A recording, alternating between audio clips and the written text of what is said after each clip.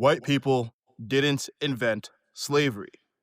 After you watch this video, you are going to be absolutely baffled by the fact that for years and years, you have been told that white people enslaved the world and need to pay literally trillions in reparations. In fact, they were the first to end it. Yet somehow, saying this is controversial. Watch what happens when someone says it out loud. The reason there is no slavery in the world today, This is Konstantin Kissin from Trigonometry. there's a lot of slavery in the world today, but in the parts of the world where there's no slavery, is because the British Empire ended it. That's why there is no slavery.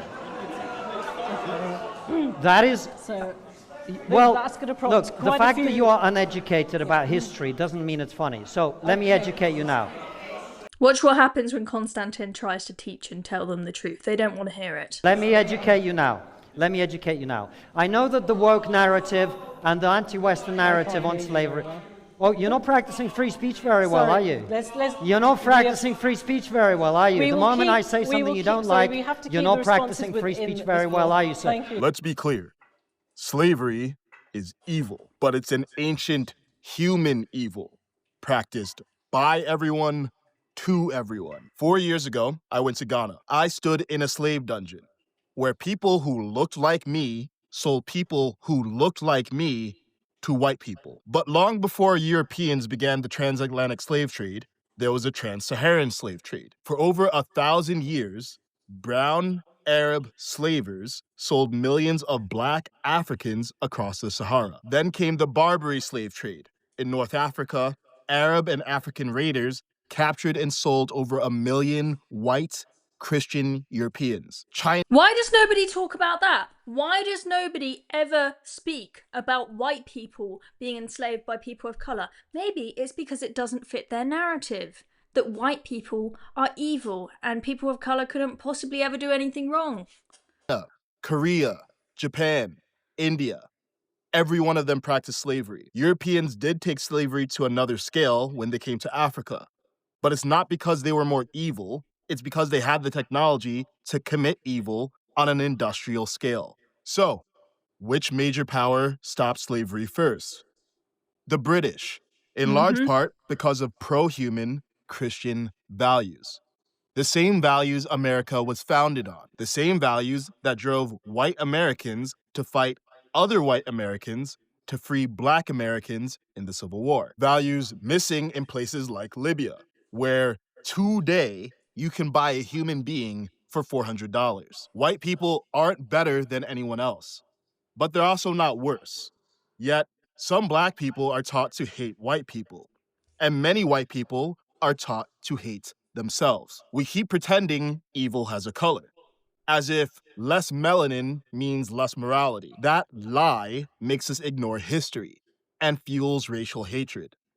Right? He's absolutely right. We are creating a new kind of racism by saying, as he said there, that less melanin means more evil. I mean, it's a bonkers idea that because you are white, you are inherently, in some way, a worse person who's got a higher propensity to enslave people and commit horrific crimes. It's bonkers. Now, much of that hatred is aimed at white people. But why should black or brown people care? Because hatred is a hot coal that we hold in our hand, waiting to throw at another. It burns them, but it burns us too. It turns every problem into white supremacy while defending black degeneracy. And when the pendulum swings back, white people react with hostility, and then they defend white degeneracy. The only way out of this is to stop making morality about the color of people. Because in our capacity for good and evil, we are all equals. If you're tired of lies about history, subscribe to my Substack. I cover the stories the mainstream media won't touch.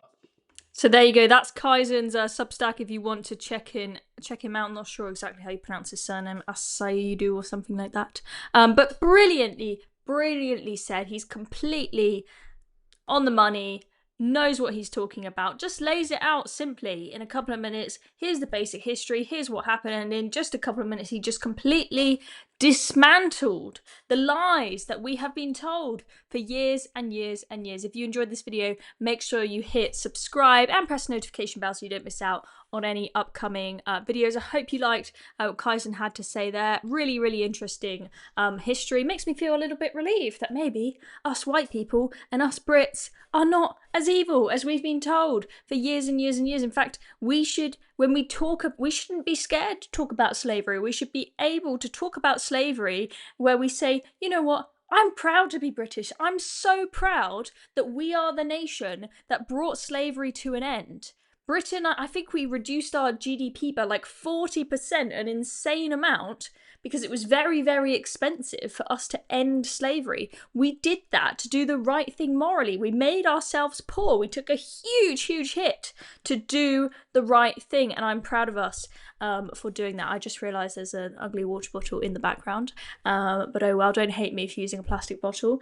But yeah, brilliantly said by that guy. We should be proud as a nation to have had William Wilberforce in this country who, you know, led that drive to end slavery. This is a great nation. Be proud of it. Don't be ashamed of it. Even if we have got HMRC giving lessons and classes to their staff on how to deal with the guilt of being British. We don't need any of those classes, do we? Because this is a great country.